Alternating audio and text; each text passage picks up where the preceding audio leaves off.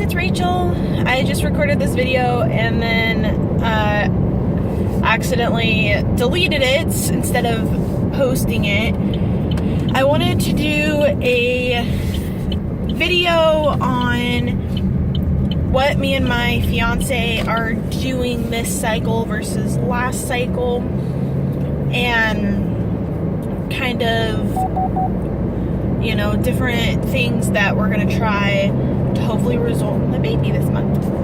If you guys haven't been following me, you know that we've been trying. If you have been following me, you haven't been following me, you don't know anything. If you have been following me, you know we've been trying for a while. We haven't been preventing for a while. We've been really trying for a couple months, but sorry if this is TMI, but we have sex quite a bit. I mean, at least every other day. And so the fact that we hadn't been preventing for a year and didn't get pregnant is kind of a sign. I kind of found some stuff out about my fertility that if you're interested in hearing, it's posted in my infertility journey, and I think it goes my last update about my PCOS and my bicorn uterus. So if you're interested in that, you can go check those out. But I was just kind of wanting to make a quick update on, you know, what we're going to do differently this cycle. Last cycle, I actually had a chemical pregnancy. So at least that's what we're thinking. It wasn't confirmed or anything, but we're thinking it's chemical pregnancy. I got several positives in a couple days span, but they were getting lighter. So we're thinking maybe, you know, the egg met the sperm, but the egg didn't actually implant. We're not really sure, but this month we're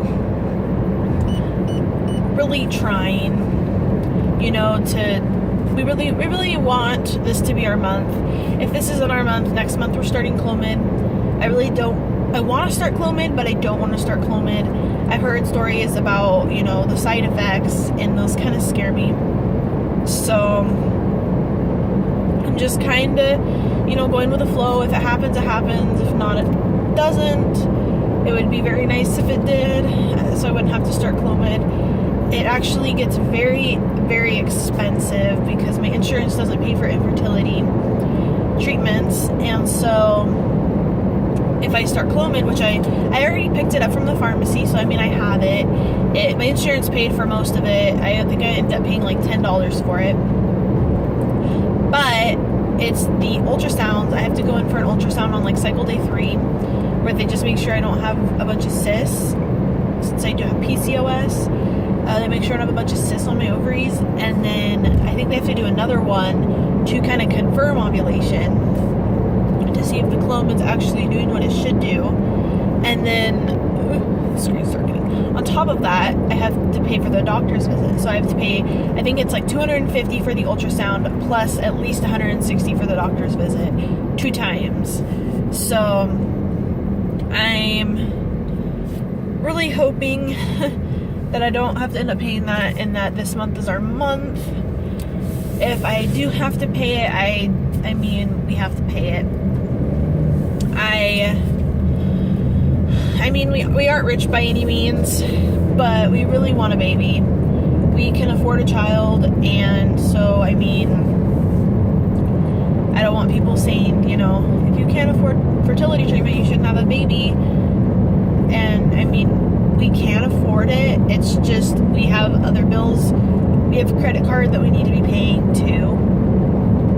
So we just kind of, you know, we're trying to get that paid off before the baby's born, which is definitely possible.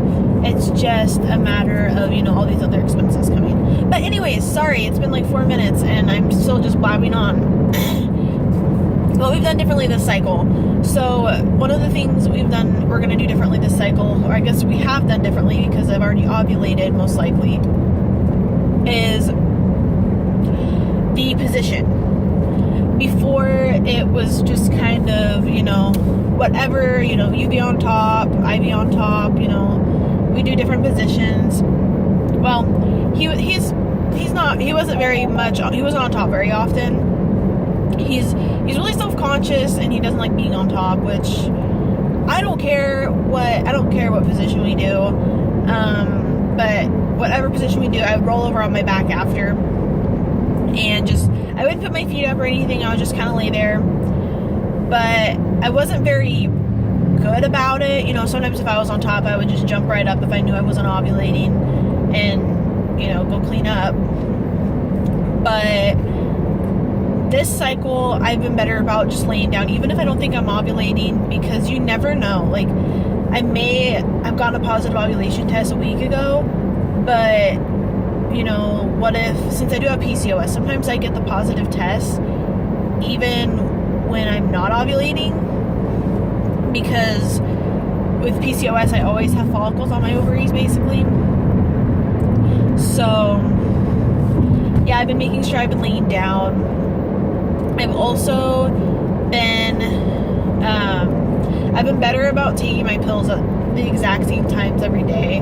I always take it right when I get to work for my first metformin, and then for my second, I always take it right before bed. They say to take it with food, but for me, it doesn't make a difference. It did at first, but not so much anymore. And so, yeah, that's another thing we've been doing differently.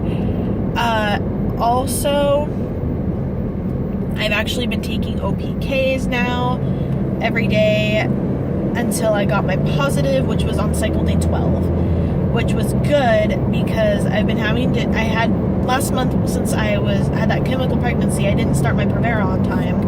I didn't start it till like the 15th. I'm supposed to take it the 1st through 10th, and I ended up taking it like the 26th, and so my period was delayed. So I literally had like 14 days, and then I had to start taking it again because my doctor wants me to stay on track and take it the 1st to 10th this month. He said the chances of me actually conceiving, since I probably wouldn't have hit ovulation yet, are very slim. But I may have hit ovulation, which would be freaking awesome, because then I wouldn't have to take the Clomid and have all those crazy side effects I've heard of.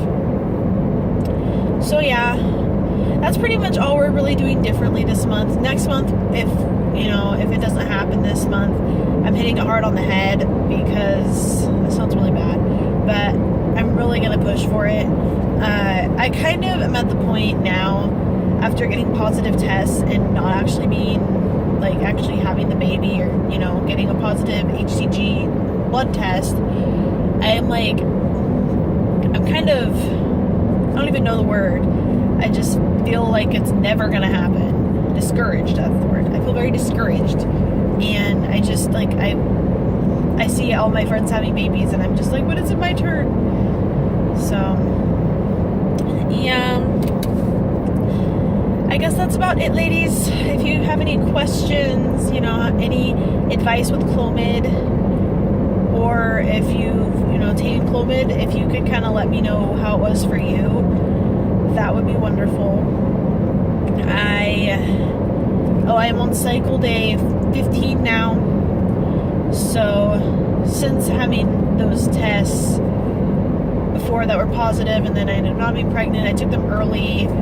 So I think this month I'm gonna wait till like cycle day 12, or cycle day 12 DPO before I even test, because I don't want that to happen again. It's just gonna get my hopes up. But yeah. Anyways, thank you for bearing with me through this video. If you have, I hope that you have a great 4th, or had a great 4th, depending on when this gets posted. And I will see you all later.